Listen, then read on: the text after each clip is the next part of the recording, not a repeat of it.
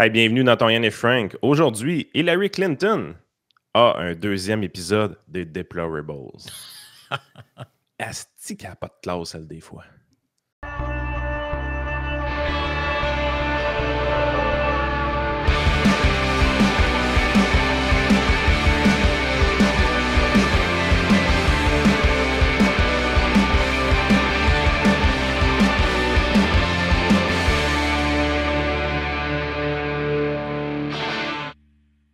Ah, c'est épouvantable, cette clip-là. Hein. C'est Colin Rowe qui a fait circuler ça sur les réseaux sociaux hier. C'est sur N-Wokeness, c'est partout. C'est Hillary Clinton qui est à MSNBC. On rappelle qu'il y en a un qui a failli se faire tuer 2 fois, mais ça a l'air que c'est pas... Ça, c'est pas fait ça le lendemain. Là. Ça, c'est pas important. Là. Selon Raphaël Jacob, dans l'actualité, c'est de sa faute à lui. Fait que, ouais, ça aussi, Fait que, tu sais, ça, c'est la couverture des médias. Le fou. non, mais c'est sérieux, ça, là? Ben, c'est pas moi qui l'ai écrit, certain, là. Raphaël Jacob, 17 septembre 2024.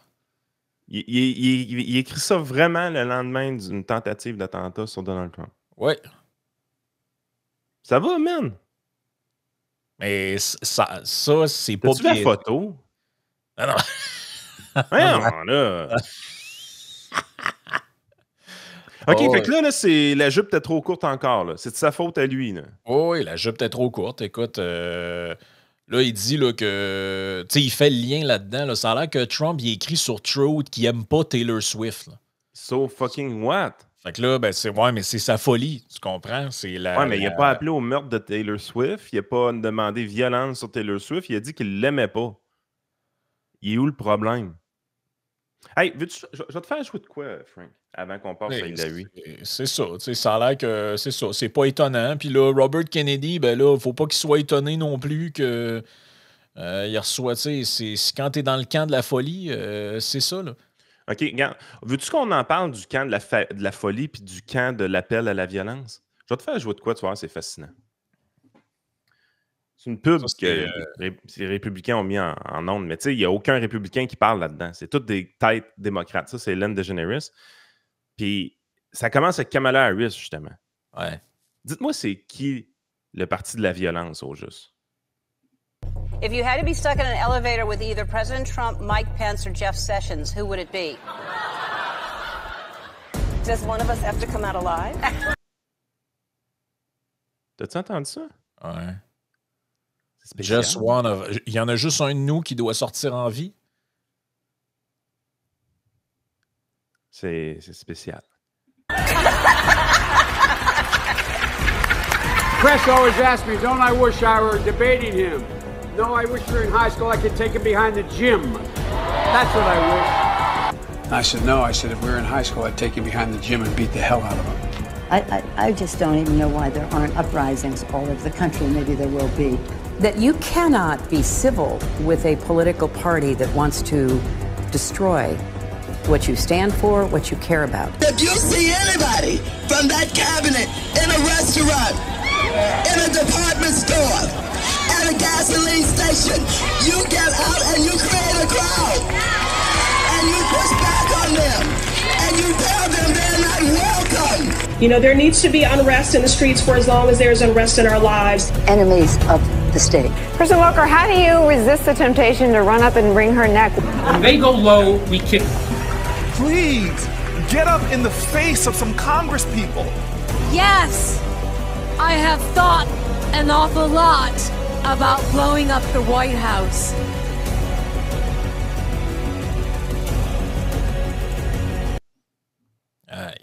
Bon, là, tu viens sûrement de nous mettre dans la merde à cause qu'il y a de la musique là-dedans, mais c'est pas grave.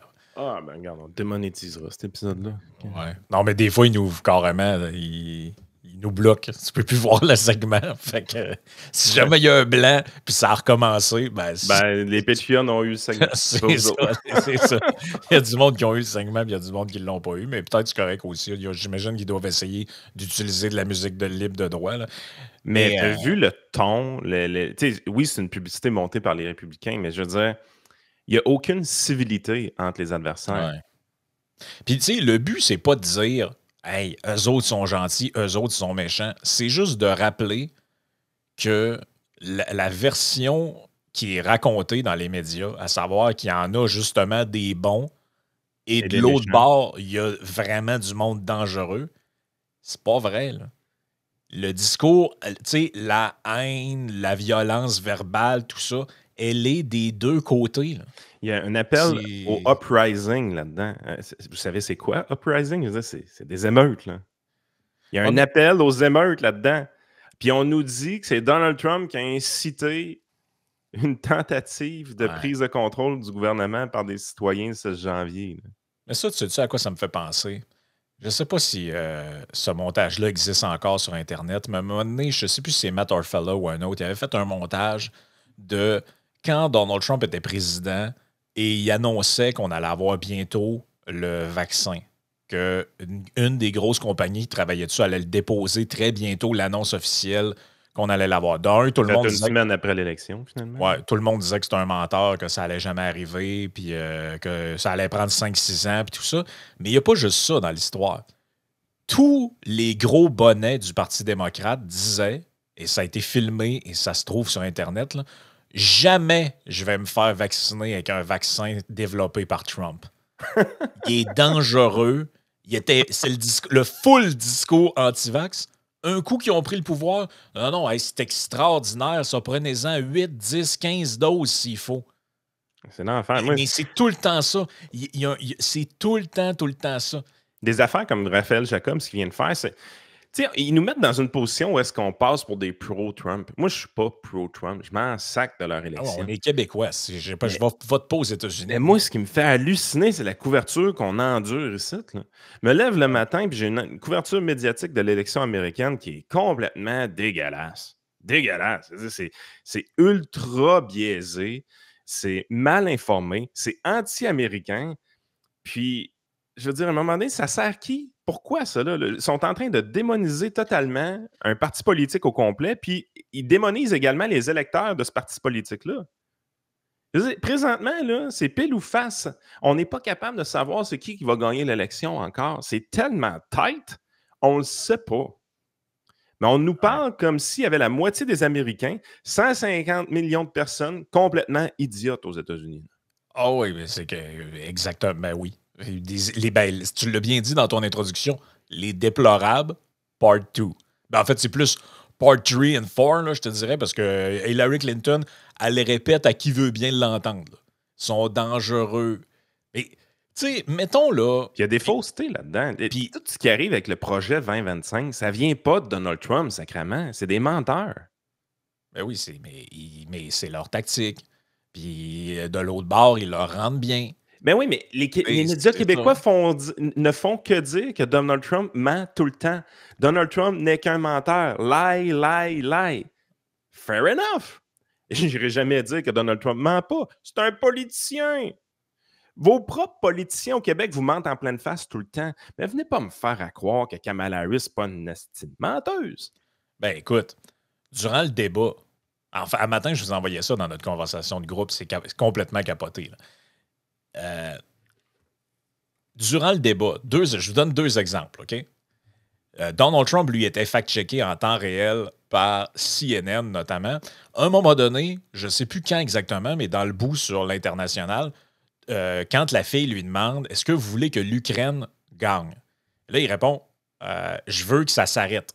Je veux que ça finisse. Je veux que les gens arrêtent de mourir. Je cherche pas, finalement, il dit, je cherche pas des gagnants ou des perdants, je veux que tout le monde gagne, que ça s'arrête. À un moment donné, il dit une phrase qui est passée un peu inaperçue, mais qui a été fact-checkée comme étant fausse. Il dit, on est probablement à plus d'1 million de pertes. Ça fait une semaine, ce débat-là. Ça fait une semaine. Et il dit, on est probablement à plus d'1 million. Il dit, les chiffres qui sont donnés là, de quelques dizaines de milliers, peut-être 100 000, ces chiffres-là sont faux. Les deux camps, finalement, baissent leurs chiffres pour que ça paraisse moins pire. Puis finalement, on va apprendre que c'est plus que ça. Ça a été fact-checké par CNN comme étant faux. Ce matin, dans le Wall Street Journal, dossier exclusif. Je vais vous le mettre à l'écran parce que ça vaut quand même la peine. Je vous rappelle, c'était il y a une semaine. Non, pas celui-là ici. Celui-là. Partagez plutôt cet onglet. 1 million are now dead. 1 million de personnes sont désormais mortes ou blessées dans la guerre entre la Russie et l'Ukraine. Mais dire ça il y a une semaine, c'était des mensonges. C'était des mensonges, ça méritait d'être fact-checké. Deuxième exemple, Kamala Harris, elle a dit durant le débat, c'est la première fois dans toute l'histoire américaine là, qu'il n'y a pas un seul soldat en mission à l'étranger. Pas un. En territoire de guerre. En territoire de guerre, en duty. Et là, il y a une clip, elle a fait littéralement le tour du web. Là. Elle a été vue plusieurs dizaines de millions de fois. Là. Et ça va comme suit. Je vous la montre parce que c'est trop drôle. Donc, on y va. Well, I will tell you, I agreed with President Biden's decision to pull out of Afghanistan. 4 presidents said they would, and Joe Biden did. And as a result, America's taxpayers are not paying the $300 million a day we were paying for that endless war. And as of today, there is not one member of the United States military who is in active duty in a combat zone in any war zone around the world the first time this century. What? But let's understand. So where the fuck are we right now? Vous avez compris là, ce que vous venez de voir? Là? Ça, c'est des militaires qui sont à l'étranger dans des zones de guerre qui regardaient le débat dans leur tente. Là. So where the fuck are we right now? Et ce qu'on a su, c'est qu'ils sont entre 900 et 1100, dépendamment de, tu sais, il y a des in and out, là, des gens qui sont rapatriés. Eux sont en Irak. Il y en a en Irak, il y en a en Syrie, puis il y en a au Yémen. So where the fuck are we? Hey, c'est bonne celle-là. Mais ça n'a pas été fact-checké, ça. Il n'y a pas de compteur au bas de l'écran qui dit « Oups, un mensonge de plus ». Mais ça, c'est meilleur que du fact-check. Je veux dire, ce qu'on n'arrête pas de parler, là, les gens vont encore dire « Ouais, vous êtes pro-Trump ». On n'est pas pro-Trump. On observe le monde dans lequel on vit. On veut juste une couverture. Les médias traditionnels sont full of shit. Non, c'est full of shit. Là. Et, regarde, on va aller à Clinton, puis après ça, on va aller dans les chiffres parce que je pense que ça peut valoir la peine d'en parler. Là. Donc, Hillary Clinton, qui est à MSNBC avec Rachel Maddow. Donc, elle nous explique dans l'extrait qui va suivre que ben là, les médias ne sont pas assez anti-Trump encore. Ah, ça, c'est spécial. Ah non, c'est complètement cinglé, là, ce qu'elle dit là. J'y vais. Ben, en fait, elle y va. Ça va comme suit.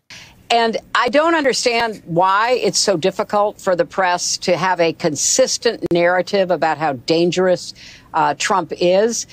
You know, the late, great journalist, Harry Evans, one time said that, journalists should, really try to achieve objectivity. And by that, he said, I mean, they should cover the object. Well, the object in this case is Donald Trump. His demagoguery, his danger to our country and the world, and stick with it. And I don't understand. Donc, je le traduis là, pour les gens qui n'ont pas peut-être pas tout saisi. Là.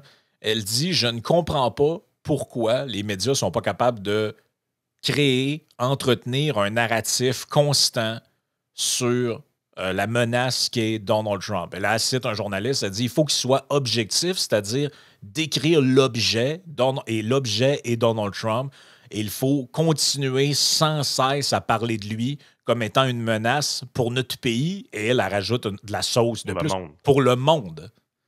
Et il est dangereux. Et après ça, ils sont surpris qu'il y a un malade qui arrive avec un AK-47 au truc de golf. J'ai vu hier, d'ailleurs, qu'il y a des gens qui posaient la question « Hey, comment ça qu'ils savaient qu'il était sur ce terrain de golf-là? » C'était un complot. Comment ça qu'ils savaient que Trump était là? Lire entre guillemets ici que c'était stagé par Donald Trump, là. Comment ça se fait qu'ils savaient qu'il était là? Le terrain est à lui, puis il joue là 3-4 fois semaine. As-tu besoin de faire un dessin? Ou Non, mais le monde, ils sont incroyables. Elle n'est pas plus longue que ça, la clip? Ben, il y en a une version qui dure 3 minutes, là, mais je pense que... la courte. J'ai pris la courte parce que je pense qu'on a l'essentiel qui est là-dedans. Là. Mais elle en rajoute, elle en rajoute. Le petit Mais segment je veux dure dire- 3 minutes et demie. Les gens iront voir ça. Là. Elle critique solidement les journalistes de ne pas faire leur job, de ne pas beurrer la toast assez épais. Man, Ouais. avez-vous lu tout ce qu'on lit sur Donald Trump? Puis honnêtement, là, je veux dire, on l'a vécu la campagne de 2016, on a vécu la campagne de 2020. Des 3 campagnes, là, c'est la plus soft. Là. Moi, le seul bout où est-ce qu'il a été vraiment plus cochon un peu, là, c'est l'affaire des chats et des chiens, ces immigrants. Mais le reste de la campagne, Ouais. il n'a pas été l'ombre de lui-même. Là. Mais tu sais. C'est ramolli beaucoup, Donald Trump. Là. En fait, Ouais. même dans le débat, là, il y a eu des séquences du débat où est-ce qu'on a vu du grand pragmatisme. Le bout sur la santé, moi, je m'en rappelle encore. Là. Beaucoup de pragmatisme. Sa position par rapport au système de santé en 2024 s'est raffinée énormément par rapport à celle de 2016. Oui, le bout sur l'avortement aussi. Mais, tu sais, hier, le prof Caron, dans sa chronique avec Moret, disait un truc absolument intéressant, puis je pense qu'il a totalement raison là-dessus. Il ne s'adresse pas au même public, mais pas du tout. Puis quand je dis le même public, c'est pas gauche-droite, c'est les gens qui sont nourris ce qu'eux appellent les legacy médias, ou qu'on pourrait appeler médias mainstream, médias traditionnels, versus les gens qui sont sur Internet majoritairement. C'est 2 corps différents. Parce que l'histoire des chiens et des chats, là, les gens qui regardent uniquement CNN aux États-Unis, Fox News ou TVA Nouvelles ou ici RDI sont tous tombés des nues en voyant ça. Je le voyais passer, moi, les commentaires en direct. Ben voyons donc, c'est quoi cette histoire-là? Ceux qui connaissent la culture web, qui sont sur les réseaux sociaux, ils ont juste... Ben moi, sur le coup, je trouvais ça drôle. Je disais, ah, pour vrai, il est allé vraiment faire un callback là-dessus parce que ça faisait des jours que si vous regardez Babylon Bee, Declaration of Meme, toutes les trends Twitter, Reddit et autres, on voyait des images générées par ChatGPT de Trump avec des chats, Trump avec des chiens, puis c'était ça la joke. C'est comme parti d'un meme et d'une blague, cette affaire-là. Puis là, je me disais, OK, moi, dans ma tête, la manière que je l'ai perçue, c'est comme quelqu'un qui arrive puis qui fait un call sur...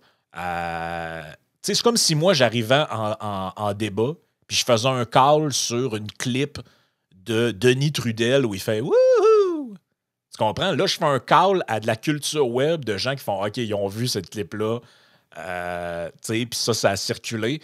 Fait que lui, il s'adresse... Les gens qui sont sur Internet, il n'y a pas personne qui a fait « On sait quoi cette histoire-là? » Tout le monde savait à quoi ça faisait référence. Mais ceux qui sont sur les médias traditionnels, eux, ils ont comme fait « Ben voyons, c'est quoi ça? » C'est un des tweets que je fais hier par rapport à Lacazou puis François Legault. Tu sais, je veux dire, quelqu'un qui ne suit pas notre podcast se demande en maudit qu'est-ce que j'ai fait là. Ah ouais, comprends pas. On Sénéchal, de quoi qu'il parle, Lacazou, François Legault? What the fuck is that? Mais je veux dire, quelqu'un qui suit le podcast, il est au courant. Il sait exactement de quoi qu'on parle. Là. Carrément. Puis c'est ça, la culture en 2024, c'est là qu'on est rendu. Moi, personnellement, je ne suis pas d'accord qu'il ait fait ce call-là pour vrai en plein débat. Non. Sur ces affaires-là, moi, je pense que c'est trop gras, ça manque de tact, ça peut amener des difficultés à des immigrants. Je ne crois vraiment pas que c'était utile. Mais rendu là, il l'a fait. Mais c'est du Trump. C'est comme quand il a dit qu'il allait mettre Hillary Clinton en prison en plein dans sa face. Ben, c'est ça. C'est l'histoire de Rosie O'Donnell. Je veux dire, je comprends pas pourquoi, après presque 10 ans maintenant, il y a encore du monde à chaque fois qui font Non, c'est ce qui est. Il a toujours été de même. Mais moi, ce qui me gosse, c'est qu'ils font comme si eux autres en faisaient pas de niaiseries. C'est des politiciens, par définition, ils font des niaiseries. Exact. Si vous avez pensé un jour que Pierre Fitzgibbon était bon pour vrai, vous n'êtes pas là, vous n'êtes pas sur le poste. Là. Si vous avez pensé un jour que François Legault avait réellement à cœur le bien des Québécois, puis il ne pensait qu'au bien des Québécois et pas à sa réélection, vous n'êtes pas sur le poste. T'sais, à un moment donné, il faudrait arrêter de tomber des nues avec les politiciens. À la base, ils ne sont pas bons. Ensuite, ils ne sont pas vaillants. Puis c'est pas des gens qui sont facilement employables dans le secteur privé, généralement. Ben, écoute, pour la plupart, quand tu dis pas bon, puis moi, je pense que ça... À un moment donné, il va falloir aussi qu'on déchante sur les services secrets. Tu sais, je pense qu'on a tous trop lu de Tom Clancy puis de Dan Brown et compagnie. Là. Tout le monde pense que les services secrets, c'est une affaire là, extraordinaire, là, qu'il y a un gars qui ressemble un peu à Rambo, qui s'en va éliminer quelqu'un. Ils ont été loqués hier. Là. Ben, ils ont été loqués. Mais... Hey, ce qu'on apprend dans le Wall Street, les autorités américaines ont été alertées de la présence d'un tireur présumé. Ryan Routh, là, le gars, là, c'est un gars qui est fou, qui était fou braque, et les dangers l'entourant ont été signalés aux autorités dès 2022. Ryan Wesley Routh a été placé en garde à vue dimanche après que les membres du service secret ont repéré, ouvert le feu, etc. Mais c'est pendant le séjour de Routh en Ukraine. Parce qu'hier, on l'a mentionné brièvement, mais on n'est pas revenu là-dessus parce que ça allait trop vite. Là. Mais il s'est rendu, le gars, en Ukraine comme genre de bénévole pour aller aider contre la guerre là, pour l'Ukraine, dans l'espoir de rejoindre le combat, que sa vie tumultueuse, pleine d'échecs et de démêlés avec la justice, a semblé s'effondrer encore plus et alarmer ceux qui sont entrés en contact avec lui. Et là, écoute bien ça. Chelsea Walsh, une infirmière qui était qui s'occupait des soldats blessés qui étaient ramenés à Kiev. Okay? Une infirmière, Chelsea Walsh, elle a rencontré Routh, le tireur, à plusieurs reprises en 2022. Elle a déclaré que ses menaces de violence l'inquiétaient tellement qu'elle a fait part de ses inquiétudes à un agent de douane de la protection des frontières lors d'un entretien d'1 heure à l'aéroport Dulles de Washington en juin 2022. Mais tu sais, j'ai tout le temps trouvé ça spécial un peu de voir des gens de pays occidentaux quitter pour l'Ukraine, puis aller dire on va aller aider, puis tout ça. Tu sais, dans l'image populaire, les gens s'imaginent d'aller aider des civils à se nourrir, des blessés, des choses comme ça. Mais il y a une couple de psychos qui sont allés là pour avoir un gun dans les mains. Là. Psycho, tu dis? Walsh a déclaré à l'officier lors de l'entretien qui a eu lieu après son retour aux États-Unis que Routh était l'un des Américains les plus dangereux qu'elle ait rencontrés au cours de son séjour d'1 mois et demi en Ukraine. Elle a montré à l'officier un carnet sur lequel étaient inscrits plus d'une douzaine de noms d'Américains et d'autres personnes dont les actions l'avaient alarmé, a-t-elle raconté. Sous la rubrique « Comportements prédateurs et traits antisociaux », il y avait 4 noms. Celui de Routh figurait en tête de liste. Le gars, il est allé là-bas pour tirer sur du monde. Lorsque l'officier a remarqué qu'il y avait beaucoup de noms, elle a répondu « De toutes les personnes présentes, Ryan Routh devait être le numéro 1. » C'est capoté. Là. Les douanes et la protection des frontières n'ont pas immédiatement répondu aux demandes de renseignements sur la réunion. Le comportement de Routh avait déjà été signalé au FBI par le passé, mais pas en lien avec l'Ukraine. Donc, une autre affaire. Un informateur a déclaré au FBI en 2019 que Routh avait une arme à feu alors qu'il était un criminel, mais lorsqu'il a été interrogé plus en détail, il n'a pas voulu vérifier l'information, a déclaré lundi un responsable du FBI. Fait que le gars, c'est un... Sont-ils incompétents, un peu? Puis, on ne pouvait pas savoir en 2019 que le gars allait faire ce qu'il a fait en fin de semaine. Tout le monde comprend ça. Non, mais tu sais clairement qu'il est psycho, tu sais clairement qu'il est criminel, puis il se promène avec des armes à feu. Je veux dire, peu importe l'allégeance politique, là, c'est un cocktail dangereux, ça. Là. Après avoir été alerté de ces messages début juin, d'autres groupes d'aide humanitaire l'ont banni de leur groupe et ont signalé ses activités au département d'État, donc le FBI, faisant part de leur inquiétude quant au fait qu'il pourrait se livrer à la traite d'êtres humains ou à une fraude à l'immigration, selon l'organisme Adams. Attends un peu, là, la traite d'êtres humains. Méfiez-vous de l'Américain Ryan Routh, a averti Adams au groupe d'aide humanitaire ukrainien dans un message le 2 juin 2023. Le département d'État n'a pas répondu à une demande de commentaire. Mais c'est spécifique, c'est le deuxième cas là, qui a une tentative d'attentat. Le premier, on a tourné la page vite, puis on n'a pas investigué beaucoup, puis on n'a pas su grand-chose sur le kid en question. Là. Mais lui, on en sait beaucoup plus. C'est sûr qu'il a une vie plus remplie. Là. Il est moins jeune. Mais le gars, c'est tout ce qu'il essayait de faire. L'année passée, il essayait de recruter des réfugiés syriens aux États-Unis pour les embarquer dans un truc qui allait les envoyer en Ukraine se battre. Voyons. Ah non, je te le dis, le dossier du Wall Street, vous irez lire ça, c'est complètement capoté. Là. Si vous voulez vous faire une tête sur ce qui s'est passé en fin de semaine, là, allez lire ce dossier-là dont je vous ai fait part brièvement. Là. US authorities were warned about suspect Trump gunmen. Donc, allez voir ça, c'est en tête du journal. Là. C'est sorti hier soir à 9h30. C'est complètement fascinant. Là. C'est complètement fascinant. Mais si on revient aux médias un instant, ce dont j'ai parlé dans ma chronique ce matin, je pense qu'il faut y revenir. Là, parce que, tu sais, on reste souvent sur des impressions. Ouais, les médias sont un tel et tout le monde dit que, ils disent que. C'est quoi les chiffres? C'est quoi réellement les chiffres? Il y a une compagnie aux États-Unis qui s'appelle Allside Technology. Si tu regardes sur leur Wikipédia, on va dire Allside Technology est une société américaine qui évalue la perception de la partialité politique du contenu des médias écrits et en ligne. Il présente différentes versions d'articles d'actualité similaires provenant de sources qu'elle considère comme étant de droite, de gauche ou de centre, avec pour mission de montrer aux lecteurs des informations en dehors d'une bulle de filtrage et de dénoncer la partialité des médias. OK? Eux, ils ont sorti un papier sur leur site web. Ça date pas d'aujourd'hui, ça date du mois de mars passé, mais c'est totalement pertinent d'en parler. Les données qu'ils ont collectées proviennent de l'Université de Syracuse. Je vous les montre à l'écran parce que je pense que c'est très révélateur du climat qu'on a en ce moment. Je l'ai traduit en français pour les biens de la lecture. Seuls 3% des journalistes se déclarent républicains. Comment les rédactions peuvent-elles atténuer les préjugés? Et là, on le voit ici, là, la source est donnée, Université de Syracuse. Les graphiques sont créés par Allsides. Puis, combien se déclarent démocrates? 33%. Les autres, indépendants. Oui, les autres se disent indépendants. Mais tu sais, l'indépendant ici, t'as à faire attention. C'est à faire très attention. Mais moi, ce qui m'intéresse, c'est la tendance globale. Regardez comment tout ça avait tendance à être plus représentatif. Là, ici, on est en 1971. En 1971-72, j'ai les chiffres.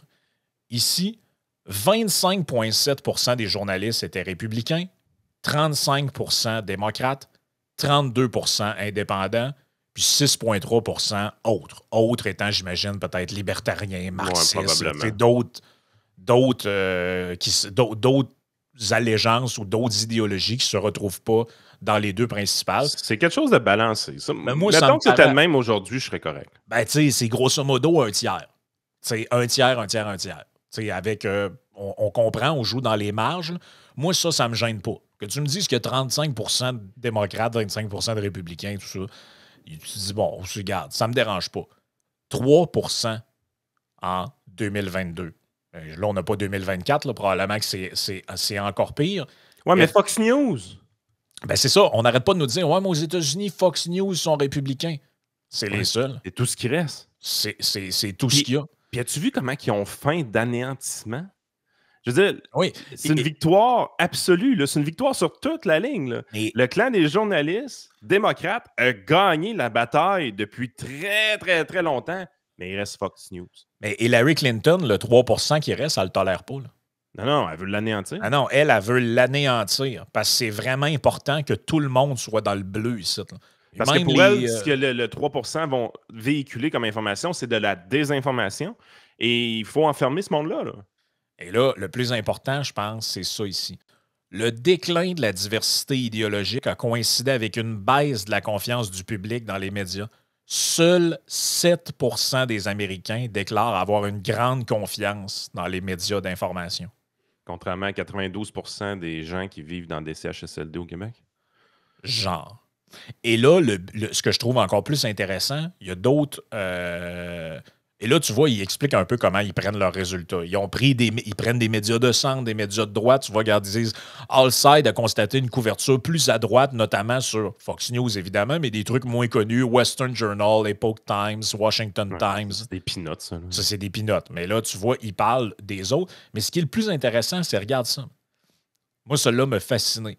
Ça, c'est concernant les agrégateurs de nouvelles. C'est quoi un agrégateur de nouvelles? Apple News, Google News, Bing News, Yahoo, Newsbreak. Il y en a un seul qui est au centre. C'est Real Clear qui est au centre. Tu sais, ils mettent un indice. Donc, 0, tu es au centre. 1, tu es à droite. -1, tu es à gauche. Comprends l'idée? Regarde où ils sont tous. Là. Smart News, Apple News, Yahoo sont tous vers le lean left, à gauche du centre. Alors qu'en théorie, eux autres font juste... C'est des algorithmes. Là. Il n'y a pas d'humain derrière ça. L'algorithme a été programmé volontairement dans ce sens-là. Ben, c'est ça. Puis là, les gens disent « Ouais, mais ils présentent des nouvelles. Qu'est-ce que ça change? » Ben, c'est dans la sélection. Dans le fond, moi, mettons que j'ouvre mon téléphone ici. Là. Je prends mon téléphone, je l'ouvre. Là, je vois dans Apple News. C'est quoi les nouvelles que j'ai? Le Bloc québécois arrache la salle Amos-Verdun. On n'a pas manqué d'eau, mais peut-être. En Ohio, le Trumpisme alimenté par la misère qu'il produit. Bon, pourquoi cet article-là a été choisi? Ben, c'est ça. Non, ben, mais le pire, là, c'est que, tu sais, il est arrivé quelque chose de spécial avec Twitter. Twitter était comme ça aussi avant. Il y avait un lean à gauche parce que les comptes systématiquement bloqués, bannis, shadowban, name it, tout ce qui était fait comme censure à Twitter, était dirigé majoritairement à droite du centre. Donc, ça l'amenait le biais à gauche. Qu'est-ce qui arrive avec l'acquisition d'Elon Musk? Est-ce qu'Elon Musk a changé l'algorithme pour ramener le lean à droite, pour changer cet algorithme-là, pour dire là, maintenant, on va bannir, shadowban et bloquer des gens plus à gauche? Non. Il a juste dit, hey, party time, it's free now. Laissons aller l'algorithme où il doit aller, tout simplement. Ouais. Puis sélectionnons vraiment les affaires de haine comme étant les choses qui vont être censurées. Man, la gauche est en train de déchirer sa chemise, sont hystériques sur le fait que la plateforme X est rendue d'extrême droite. Ben justement, il y a un chiffre là-dessus dans l'analyse de Allside. On l'a le donné. Depuis qu'il n'y a plus la censure des comptes, je termine là-dessus, d'après toi, c'est quoi le pourcentage? Parce que dans le fond, naturellement, il y a un engagement supérieur sur Facebook et Twitter. Si tu ne censures pas, le contenu de droite génère plus de clics que le contenu de gauche. Comme la radio est plus populaire à droite. Pourquoi? Parce que le média télé et écrit est tout simplement saturé de la gauche. Oui, mais le pourcentage comment je dirais ça? Le pourcentage qui génère le plus... le pourcentage d'engagement supplémentaire, j'ai eu de la misère à le dire, fini par le dire, c'est quoi d'après toi? 10%. 4. 4%. Tout le shit show que vous voyez en ce moment, Twitter, c'est épouvantable, l'extrême droite, tout ça. 4% d'engagement supplémentaire sur le contenu de droite versus de gauche. Alors qu'on est condamné à ces espaces-là. Tu sais, je veux dire, toi puis moi, là, on écrit une bonne lettre d'opinion demain matin. Est-ce que le journal la passe? Nope. Est-ce que le Devoir la passe? Non. Est-ce que la presse la passe? Nope. Quand est-ce qu'on se fait inviter dans un show de médias traditionnels? Jamais. À part Mathieu Bock-Côté nous invite une fois de temps en temps. Mais je veux dire... Et tout. Est-ce que c'est parce que quand on parle à la radio, est-ce que quand on parle à la télé ou quand on écrit, on est mauvais? Non. On est confiné à ces espaces-là. On est condamné à être sur X, sur Facebook, ces places-là pour diffuser notre message. On est condamné à YouTube. On est condamné à Patreon. C'est pas une mauvaise chose. On développe notre média rentable de la bonne façon. Contrairement à tous les médias traditionnels de marde au Québec, nous autres, on est rentable. Mais 4%, c'est trop pour eux. Et ce 4%-là est insupportable. Ouais, c'est de l'extrême. C'est insupportable. 3% de journalistes républicains, c'est trop pour Hillary Clinton. Et 4% de plus d'engagement pour le contenu de droite sur Twitter, c'est trop pour les censeurs de ce camp politique-là. Parce que ces gens ne visent pas l'équilibre, ces gens ne visent pas la neutralité, ces gens, ce qu'ils visent, c'est l'anéantissement du discours adverse. Pur et simple. Écoute, avant de passer sur Patreon, je suggère de jouer avec une clip à faire jouer. On va la faire jouer parce qu'on va manquer de temps. Écoutez, ça a popé à matin. C'est un auditeur qui m'a envoyé ça par Facebook. Je le remercie d'ailleurs. Encore là, Téléjournal Radio-Canada, hier. Écoute, j'en dis pas plus. On parle justement d'impartialité dans le monde des médias et quoi que ce soit. Je pense que l'extrait va être va parler de lui-même. C'est exactement ça. Fait que je vous présente ça. Ça va pas bien long. On va mettre la petite vidéo. Où c'est qui? Le truc vidéo sur Restream. Yes. Je lisais sur X aujourd'hui une précision que vous aviez apportée sur un sondage d'un média. Et ça m'amène à la réflexion que c'est difficile de suivre de façon impartiale l'élection américaine lorsqu'on est américain. Est-ce que les médias américains sont capables d'impartialité? On dirait que tout le monde est teinté.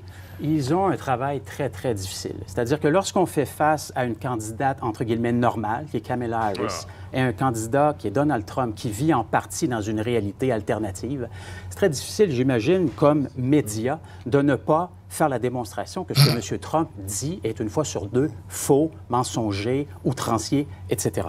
Et on a l'impression, que ce soit dans le cadre des débats, comme sur les réseaux américains d'affaires publiques, que c'est une bataille à finir, une lutte à finir en deux visions des États-Unis. Une vision plus progressiste, plus plurielle, qui est incarnée par le Parti démocrate, et une vision plus réactionnaire, plus conservatrice, plus traditionnelle, qui est incarnée par Donald Trump. Et on est vraiment, encore aujourd'hui, au coude à coude dans les 7 États pivots. C'est impossible de prédire qui va gagner cette élection présidentielle. Ils se voient pas aller, eux autres. Ça n'a pas d'allure.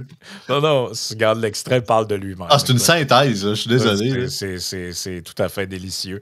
Écoute, on va passer sur Patreon. On va parler évidemment de Trudeau qui s'est fait, qui a perdu encore un château fort hier. On ne sait pas trop si ça va être la fin du règne. On a aussi un texte intéressant sur les hypothèques sur 30 ans écrit par Descoteaux dans le Journal de Montréal. Donc, ça va être l'occasion pour Yann de faire son analyse sur cette fausse bonne idée.